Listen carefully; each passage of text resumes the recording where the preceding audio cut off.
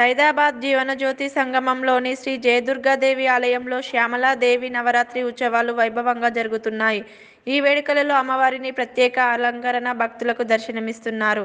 అమ్మవారికి అభిషేకాలు, హోమాలు, ప్రత్యేక పూజలు జరిపించారు. ఈ నెల 10న ప్రారంభమైన వేడుకలు రేపటితో అమ్మవారి ఊరేగింపుతో ముగియనున్నాయి. ఆలయ ఫౌండర్ అమరేశ్వర్ మాట్లాడుతూ అమ్మవారి దీవెనలతో ప్రజలు సంతోషంగా ఉండాలని కోరుకున్నట్లు తెలిపారు. మాధవీలత స్థానిక కార్పొరేటర్ కొత్తకాపు అరుణ రవీందర్ రెడ్డి అమ్మవారి పూర్ణాహుతి కార్యక్రమానికి ముఖ్య అతిథిగా పాల్గొన్నారు.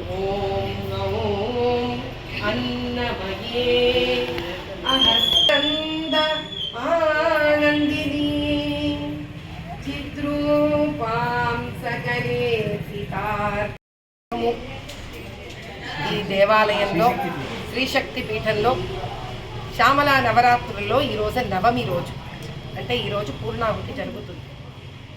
శ్యామలాదేవి పరిచయము మన అందరికీ కాళిదాసు వల్ల జరిగింది. ఆయనకు సాక్షాత్కారం ఇచ్చింది శ్యామలాదేవి. ఆయన మొదటి రచింది శ్యామలా దండకం. అయితే మన అదృష్టమో మన దురదృష్టమో, శ్యామలాదేవి రాజశ్యామల హోమాలు చేస్తే అది కేవలం రాజకీయం కోసమని, రాజశ్యామల హోమం చేస్తే రాజకీయాలు ఎక్కడికో వెళ్ళిపోతారని 26 రకాల రాజశ్యామలు ఉన్నారు. ఏవి తెలుసుకోకుండా అలా మనం ఎక్కడెక్కడ రాజశ్యామలు ఎవరు చేస్తుంటే వాళ్ళు లాభం కోసం చేస్తున్నాం అనుకుంటాం. కానీ ఇటువంటి దేవాలయాలకు వచ్చినప్పుడు, ఇటువంటి పీఠానికి వచ్చినప్పుడే మనకు తెలుస్తుంది దేశ సంరక్షణ కోసము, హైందవ ధర్మ సంస్థాపన కోసము, లోక కళ్యాణార్థం కోసము రాజశ్యామల హోమాలు నవరాత్రులు జరుపుకుంటాము. ఇది చూసిన తర్వాత దయచేసి దీన్ని వీక్షిస్తున్న ప్రజలందరూ తెలుసుకోవలసిన ఏమిటి అని అంటే, ఏ భగవంతుడు కూడా, ఏ శక్తి స్వరూపిణి కూడా ఒక వ్యక్తి కోసము ఏ సాంప్రదాయాలను తయారు చెయ్యలేదు, ఏ విధి విధానాలను తయారు చెయ్యలేదు. వాళ్ళ మనస్తత్వాన్ని బట్టి వాళ్ళు దాన్ని వినియోగించుకోవడం జరిగింది. రాజశ్యామల సాక్షాత్తు లలితా పరమేశ్వరి కానీ, మీనాక్షమ్మ వారు కానీ, రాజరాజేశ్వరి కానీ యుద్ధ ప్రకటన చేసినప్పుడు వాళ్ళ సైన్యాధ్యక్షురాలిగా వారి వెంట వెళ్ళింది. వాళ్ళ మంత్రి వలె ఉండింది ఆవిడ. అందుకే అంత శక్తి స్వరూపిణి ఆవిడ అమ్మవారి.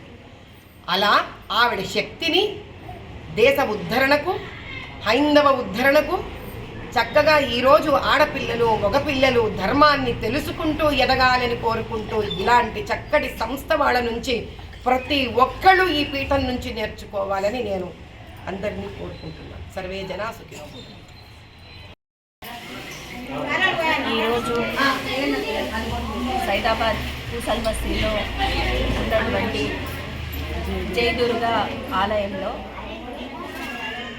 నవరాత్రులు సందర్భంగా ఈరోజు ఇక్కడ అమ్మవారిని దర్శించుకోవడం జరిగింది. మన దసరా అప్పుడు నవరాత్రులు ఏ విధంగా జరుగుతాయో అదేవిధంగా మనకు మాఘమాసంలో ఈ శ్యామలాదేవి యొక్క నవరాత్రులు జరుగుతాయి. అదేవిధంగా స్టార్టింగ్ మొన్న 10th నుంచి ఈ రోజుతోని ముగిస్తుంది.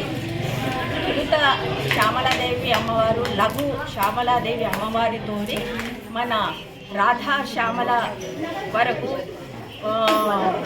ఈ ఏదైతే నవరాత్రులు ఉన్నాయో మనకు ఈ పూజలన్నీ సమాప్తి చెందుతాయి. అదేవిధంగా ఈరోజు ఇక్కడ విచ్చేసి ఈ అమ్మవారి యొక్క దర్శనం తీసుకోవడం జరిగింది. ఏదైతే మన సనాతన ధర్మాన్ని తెలిపేటటువంటి ఈ యజ్ఞాలు, పూజలు, పునస్కారాలు అనేటివి మన సనాతన ధర్మాన్ని నిలబెట్టుకోవడం కోసము మనము మాఘమాసంలో ప్రతి ఒక్కరు కూడా అమ్మవారి జాతర నుంచి అన్ని అంటే కళ్యాణాలు కూడా ఈ మాఘమాసంలో మనం జరుపుకుంటాము. అదేవిధంగా ఈ నవరాత్రులు కూడా ఇక్కడ చేయడము జరుగుతుంది. ఇక్కడ జయదుర్గా అమ్మవారు ఒక చెప్పాలి అంటే చాలా శక్తిగల అమ్మవారు.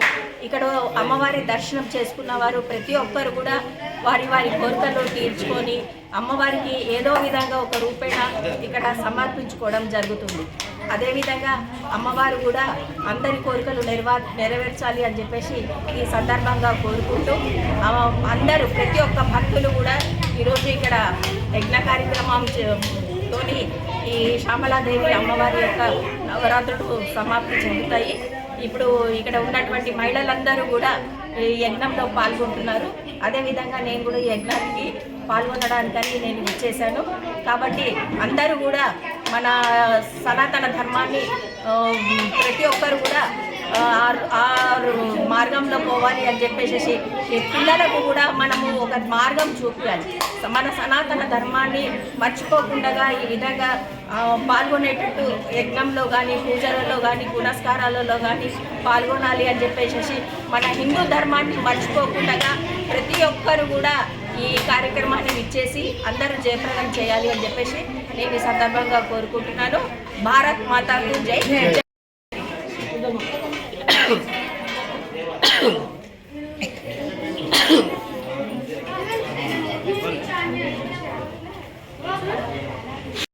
రక్షతే రక్షతే ధర్మాన్ని మనం ఆచరిస్తే ఆ ధర్మం మనల్ని కాపాడుతుంది.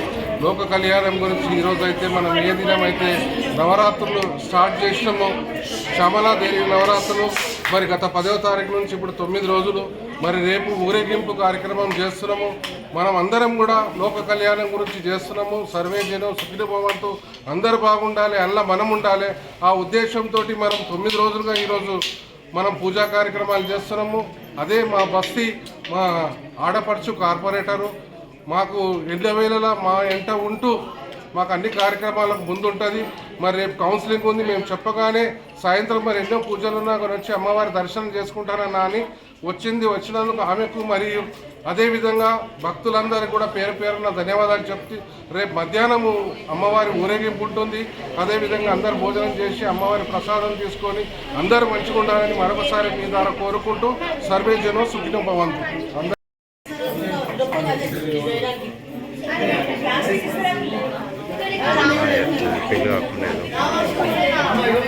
మా ఫోన్ చూసి ఇంకా పరిశాన్ అయిపోతున్నా, పగిలిపోయి ఉంటే మొత్తం